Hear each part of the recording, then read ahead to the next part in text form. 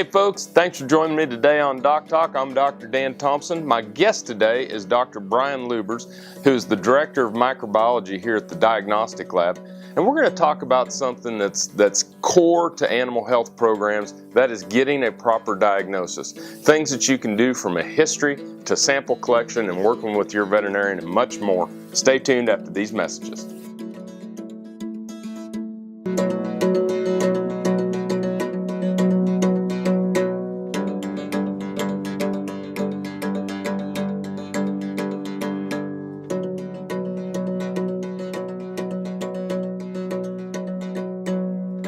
Closed captioning brought to you by Ag Promo Source. Together we grow.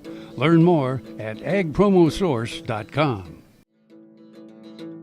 This segment brought to you by Kansas Regenerative Medicine. Your stem cells, your health, your life.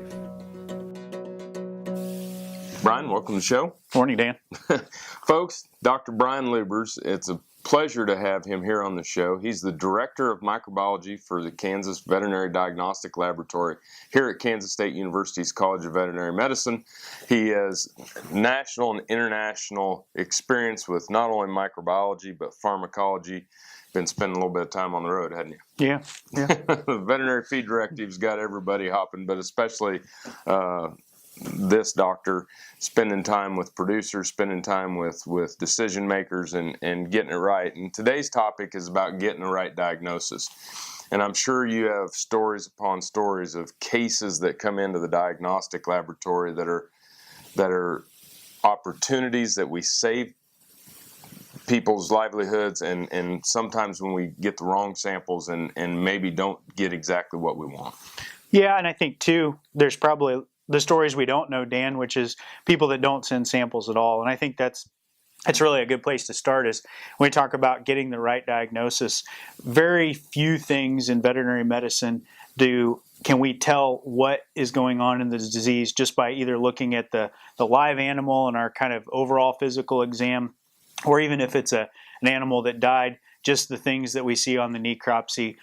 Many of the things that we have and deal with as diseases look very much like the others. So I think that's even more than what we see as far as samples in the laboratory. Yeah, and I think some of the people have just given up. You know, we call it undifferentiated fever, or and that means why say undifferentiated fever? Just say fever. Right. But I guess that's really all we know. And so, let's start with that physical exam and different things that you see that we need to be doing. Sure, and it always starts with, especially when we talk about food animals, those are prey species, and so we want to try to start with observing the animal in the pen or in the pasture. We know that when you bring an animal into the chute, what we see as far as physical characteristics, we're going to miss some things because they're not displaying their natural behaviors once we get them into that environment. But certainly, most veterinarians and most treatment protocols or exam protocols, we do want to look at temperature, right? We'll look at body temperature, but we'll look at a whole host of other things. And depending on what you see, certain body systems, we may dig deeper into those. So if we think it's a gastrointestinal or digestive disease, we'll start there and look at some things. If we think it's respiratory, we may look those. But that's kind of where we start with that physical exam. Okay.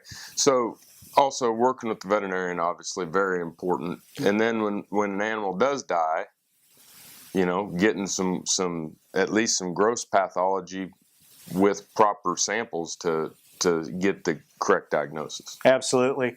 And I think one of the things too, I think a lot of producers are in the mindset, well, if one dies, accidents happen or whatever, and we'll just go on. But it's really important to collect those samples early with that very first case so that you're ahead of the game and not wait for the second or third animal to be affected. Absolutely. My dad used to say it was easier for him in veterinary practice to sell a vaccine for a few $1,000s than to sell a diagnosis for a few dollars. Right. And the crippling ramifications it could have on you and your herd, it's worth getting the veterinarian out there and doing this right. When we come back, more with Dr. Brian Lubbers on some examples of different cases. Thanks for watching DocTalk.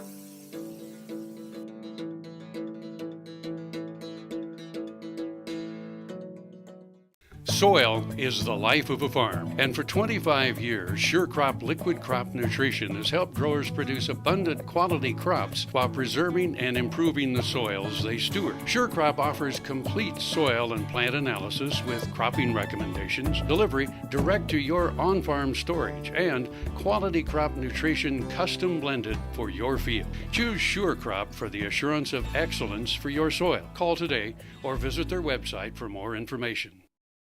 Buying a car shouldn't be this hard. And at Brown Chevrolet Buick in Wamego, it isn't. It's actually awesome. Whether you want a new or used car or truck, Toby's team can make the deal. Even if you want to custom order a new car or truck, Toby's team can make the deal.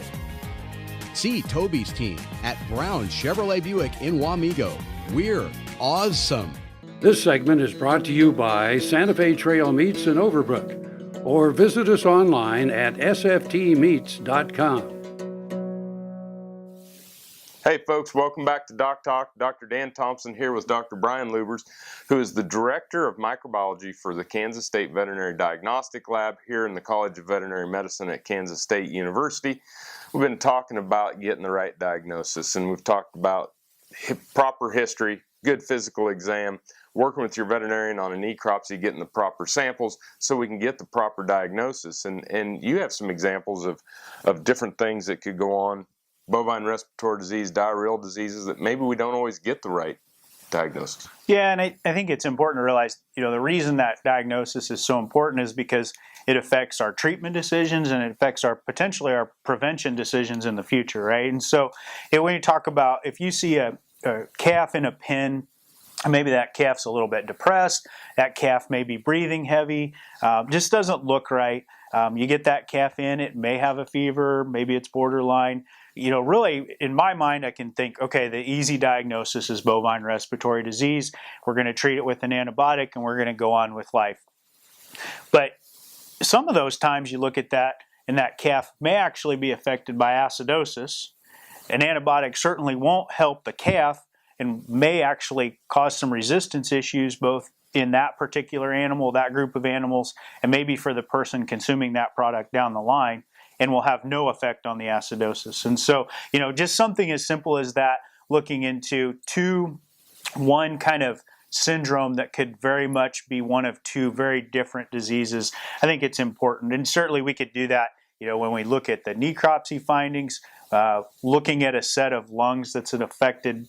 Maybe it is respiratory disease. What's the viral component, which again, the antibiotic has no impact. What's the bacterial component? Really digging into those cases a little more really helps the producer to make better decisions as far as treatment goes. Absolutely. And getting that history, understanding how many days those calves have on feed can also aid in the diagnosis. I think that a lot of times we rely so much on the physical exam, but if you don't understand or don't talk about the history of what's happened leading up to this, really isn't going to do you much good. And that's a really important piece if you're a producer or a veterinarian that is going to submit samples to the diagnostic lab. Very rarely do we get those really good histories, and sometimes it makes total difference between us and the lab being able to really nail down the diagnosis or not. And most of the time, if we feel like there's a piece of information missing, we'll call the veterinarian, we'll call the producer, we'll try to get more information, but providing it up front certainly can speed your case along and get you that answer a little bit faster too. I think that there's also a disconnect. You look at our public health offices that provides health. I go in and get in our public health to get my flu shot every year. The diagnostic lab is really that. It is a state-funded organization to provide service to the producers, and they need to be taking advantage of this state-supported system for them and their herds. Sure, and in that kind of theme, one of the things that we do, we certainly provide services for the individual case. But our goal is also to track diseases across the state so we get kind of that cumulative picture of what's going on out in the field. Perfect. When we come back, we're going to talk about some examples on diarrheal diseases and cases right here on DocTalk.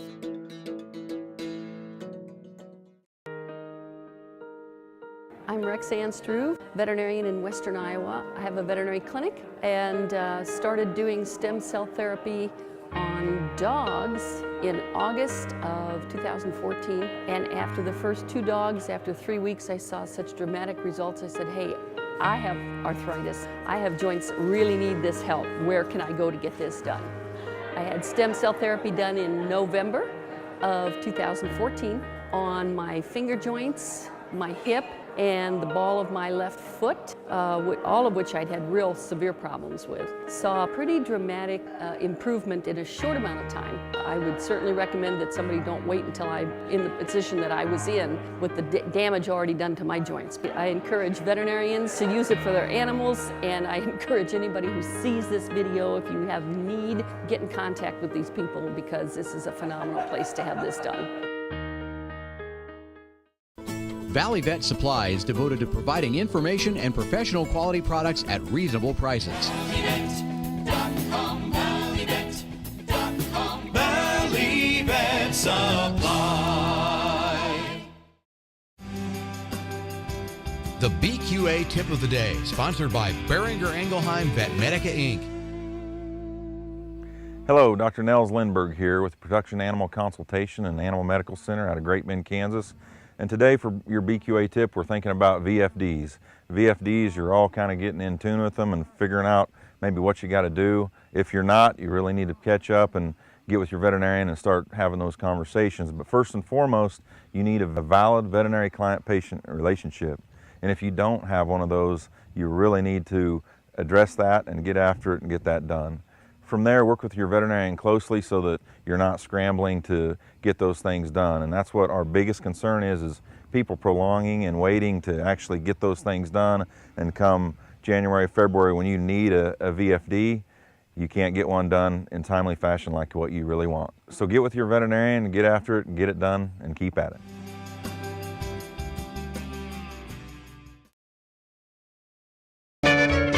Ag Promo Source is a unique group of marketing specialists with one mission: help your ag business grow. Each affiliate has their own area of expertise, and they work together to bring you advice, products, and services. To get started, visit agpromosource.com. Ag Promo Source. Together we grow. Here's another gardening tip with Annette Jackson from Jackson's Greenhouse. Fall is a great time to plant, and if you would like fresh fruit, grapes, or berries to eat next year, now is an ideal time to plant. We'll show you how, what, and where to plant for a successful crop of delicious, healthy fruit. We have a great selection and great service. Come see us at Jackson's. Our entire stock of shrubs, roses, berries, perennials, and trees are now on sale at 25% off. Hurry out for your best selection. Jackson's Greenhouse has what you need today. No matter where, no matter why, the Veterinary Health Center at Kansas State University is committed to providing quality patient care to animals and exceptional customer service to their owners. From routine checkups to emergency and specialty care, our world-renowned specialists and experienced professionals are here to discover, to teach, and to heal. Let us know.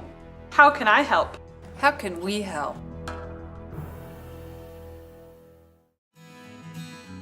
This segment brought to you by Kansas Soybean Commission.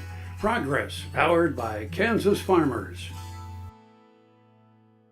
Folks, welcome back to DocTalk. Dr. Dan Thomson with Dr. Brian Lubbers. We work at Kansas State University's College of Veterinary Medicine, where Dr. Lubbers serves as the Director of Microbiology for the Diagnostic Laboratory here. And Brian, let's jump into diarrheal disease. I know you have some examples or different bugs that cause you some concern that we make sure we're tracking. Sure, and with the example with BRD, the decision is about treating the individual calf or the group of animals. Are we giving a drug that's actually going to work or not? With diarrheal diseases, if you take that calf that has scours and he's 7 to 10 days old, that kind of the history, we talked about how important that was, but there are certainly a number of viral and bacterial components that could be causing diarrhea or scours in that age of calf. When we look at getting the right diagnosis there, for me, it then becomes really that public health issue. And so if this calf is affected, if he has diarrhea because of salmonella or an E. coli or cryptosporidium, that's something that you as a producer, you get that scours on your boots or your coveralls, and you take it into your house, and it could certainly cause issues with your family. So, there's other reasons beyond just the health of the animal, making some more cost-effective or even effective treatment decisions, but then it becomes about this zoonotic pathogen, so the bacteria or virus that can be transferred from the animal to the person as well. Yeah, and the one thing is we got people that are bringing calves into their house, trying to warm them up and putting them in the bathtubs or putting them in their kitchens, and we see those pictures on Facebook, and I understand some of that in the history, but when you're dealing with a calf with a Salmonella typhimurium that's antibiotic resistance, we've seen cases where put the calf in the bathtub, take the calf back out, fill up the bathtub for Junior, he drinks the water and actually dies.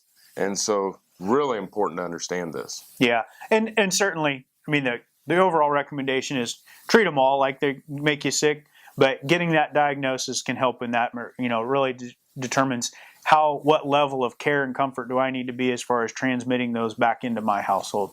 Yep, and Salmonella, Campylobacter, the coronaviruses can have both respiratory, reproductive, other issues that can go on in the herd, that just the diarrhea in the calf is just the clinical sign that we saw. There's something else smoldering. Yeah, and I think it goes back to an individual disease syndrome. So when you look at an animal that's sick, that very rarely will get you down to this particular bacteria or virus, or sometimes it's nutritional or something else that's not related to infectious disease. And I think we get into this mindset of everything can be treated with something from a bottle, and that's often not the case. But we need the history, we need the right samples, we need all that to really drill down to what is causing that disease in your particular animal or your herd. And you have another set of eyes. You get a veterinarian on your farm, they walk through there, you may not understand, or you might have forgot how deep the mud is. You might have forgot the shelter for the calves is not quite as up to snuff as what it used to be. Different things to that really go into that management, and working together in that veterinary client-patient relationship could be huge. Absolutely. Great. When we come back, we're going to wrap up with Dr. Lubbers on making sure that you get the right diagnosis and the right understanding for the health of your herd.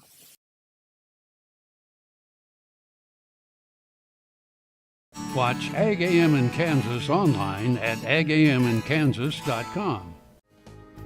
If you're searching for bulls that offer genetic flexibility, then come to the Dale Banks Angus Bull Sale, Saturday, November 19th, near Eureka, Kansas. Selling 140 bulls that have spent their lives in rough Flint Hills pastures. For 112 years, the Perriers have been focused on providing hard-working, balanced trait bulls for progressive cattlemen nationwide. Make plans to join us on November 19th or bid online at liveauctions.tv. Call the Perriers at 620-583-4305 or dalebanks.com.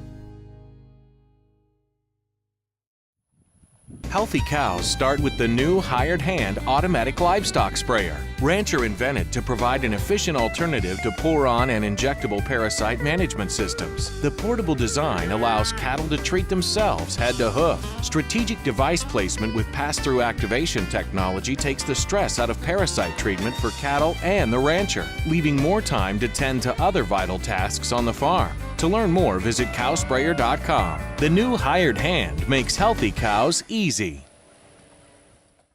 Grain sorghum is one of the most important cereal crops worldwide, and Kansas leads the nation in its production. Over the years, sorghum has been either exported, used in animal feed domestically, or for other industrial uses. Recently, its use in the ethanol market has seen tremendous growth, with 30% of domestic sorghum typically going to ethanol production. Kansas Grain Sorghum is committed to sorghum research, market development, and education. Learn more at ksgrainsorghum.org. This Meet the Future Veterinarian is brought to you by Zuprevo. Choose confidence. Choose Zuprevo for BRD treatment. Kathleen Morris is the 5th generation of a Texas ranching family, and her mother is a veterinarian, so it was natural for her to choose a career in veterinary medicine. Her main interests are in equine dentistry and podiatry, but she also loves working with small ruminants and livestock. After graduation, she will spend the summer working in Alberta, and then return to Texas to work full-time in a mixed practice. Broadband has become as important to us as highways. That is why DocTalk is teaming up with NTCA, the Rural Broadband Association, and rural broadband companies like Blue Valley Telecommunications in fighting for quality broadband access through the program Smart Rural Communities. I don't think we have any idea what's coming in the future. I couldn't have imagined 5 years ago what we're doing today. So in 2 years, I would guess there's things we can't imagine that we're going to be doing. To learn more, visit ntca.org/smart or bluevalley.net. KFRM is one of the largest farm radio stations in the nation, dedicated to informing and entertaining rural listeners from northern Oklahoma to southwestern Nebraska. You can catch KFRM in many ways. Of course, 550 on the AM dial, streaming at kfrm.com, or on your smartphone by going to the TuneIn Radio app, or on Ag AM in Kansas on Tuesdays and Facebook every day of the week. KFRM, tune us in. You'll be glad you did. This segment brought to you by Kansas Farm Bureau, the voice of agriculture. To join today or more information, go to kfb.org or find us on Facebook and Twitter. Hey folks, welcome back to DocTalk. I'm pleased to be here and glad that we could snag Dr. Brian Lubbers. He has a busy schedule. He spends a lot of time on the road, wanted nationally and internationally for talks on beef cattle health and well-being and pharmacology and diagnostics, but he serves as our Director of Microbiology here in the Veterinary Diagnostic Laboratory at Kansas State University. And let's jump into proper samples. Sure. Because you deal with that on a day-to-day basis. Absolutely. And when we talk about diagnostics in the Diagnostic Lab, we talk about it as a process. And so the very first piece of that process is collecting the samples, getting a good history, and also shipping those samples, Dan. So, we want to make sure that if you're sending something to my laboratory and we're suspecting a bacteria is involved, we need to grow that bacteria. Well, that bacteria has to be alive when we get it in the lab. And so, getting that sample here as quickly as possible, keeping it as cool as possible, all helps to support that so that we can get the right diagnosis on our end for the veterinarian or the producer. Certainly histories, if we get good histories on our submission forms, that helps us. We may decide that this bacteria is more important, more likely, and so we may decide to culture a certain direction versus another one.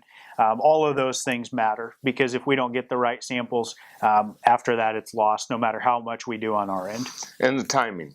I mean, don't leave an animal sit out until it's autolyzed in the sun and we can't do anything with it. So you got to get on it, got to get the veterinarian called. The veterinarian's got to get there. Yep. Yeah, and in Kansas in the summer, that window is probably as short as about 4 hours. So it really does need to be. We can certainly work with it up to a certain point. You're probably talking 8 to 12, somewhere in that ballpark. So you have a little bit of time, but it's certainly not days. And you can move that animal to the shade. You can do some things to help preserve if the veterinarian's not going to get there till, they may have a call and get there a little bit later, but understand that we are racing the clock. Yep. And one thing that's important too, we live in a digital age, Dan. So we always encourage people to take pictures. Everybody's got a camera in their pocket. Take pictures while you're doing the necropsy. Take pictures of the environment. It just gives us a better idea of what's going on. Never thought of that. It's certainly something that would help with the history, help you better understand the size of the animal, the housing, the environment, and everything to that. So anything else on samples or? I think just the last piece is we always encourage producers to work with veterinarian. And sometimes that relationship could be the veterinarian is training the producer how to do a necropsy. We can certainly do that, but really the veterinarian is that investigative piece. And so once you have that test result, what does that mean? We really want you to work with your local veterinarian because, the pictures help, but they understand your operation way better than we do sitting up here at the College of Veterinary Medicine. Big time. And the interpretation of the results when they come back and getting things fixed on the farm. Thanks for being with us. Great show. Thanks. Thank you for being with us on DocTalk. Remember, always work with your local veterinarian. And if you want to find out about what we do here, you can find us on the web at www.doctalktv.com. Thanks for joining us on the show today. I'm Dr. Dan Thomson, and I'll see you down the road.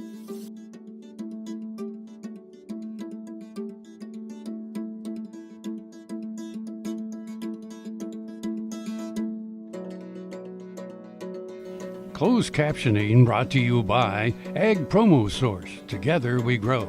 Learn more at agpromosource.com.